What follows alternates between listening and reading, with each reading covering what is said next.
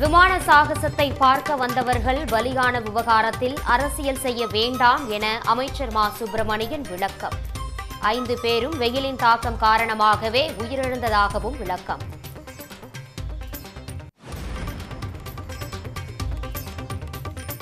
தாம்பரம் ரயில் நிலையத்தில் 4 கோடி ரூபாய் பிடிபட்ட விவகாரத்தில் இன்று மீண்டும் ஆஜராகிறார் பாஜக நிர்வாகி கேசவ விநாயகம்.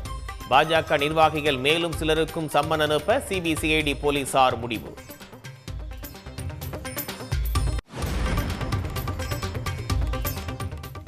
சென்னையில் செம்மொழி பூங்கா எதிரே கலைஞர் நூற்றாண்டு பூங்கா முதலமைச்சர் மு.க. ஸ்டாலின் இன்று மாலை திறந்து வைக்கிறார்.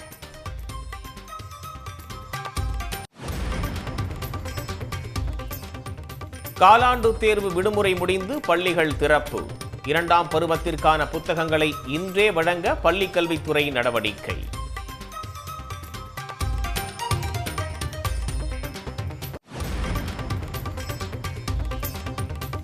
தங்கம் விலை சவரனுக்கு 160 ரூபாய் குறைந்தது. சென்னை ஆபரண தங்கம் ஒரு சவரன் 56,800 ரூபாய்க்கு விற்பனை.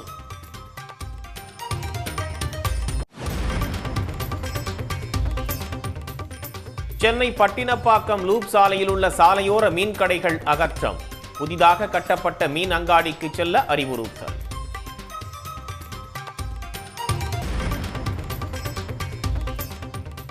குமாரபாளையத்தில் பிடிபட்ட ஏடிஎம் கொள்ளையர்களை கேரளாவிற்கு அழைத்து சென்று போலீஸ் தீவிர விசாரணை.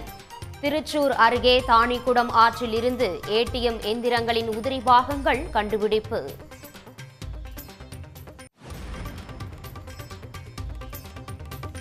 கேரளாவில் இடுக்கி அருகே ஆற்றில் தண்ணீர் குடிக்க படையெடுக்கும் காட்டு யானைகள். மறுகரையிலிருந்து ஏராளமான சுற்றுலா பயணிகள் கண்டு ரசிப்பு.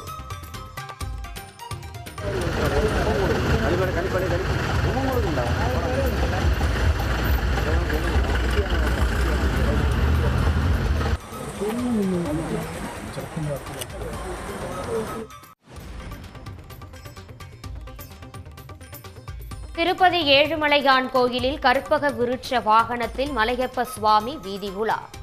ஆண்டாள் சூடி கொடுத்த மாலை ஸ்ரீவில்லிபுத்தூரிலிருந்து திருப்பதிக்கு எடுத்து செல்லப்பட்டது. உடனுக்குடன் செய்திகளை தெரிந்து கொள்ள சன் நியூஸ் பெல் ஐகானை கிளிக் பண்ணுங்க.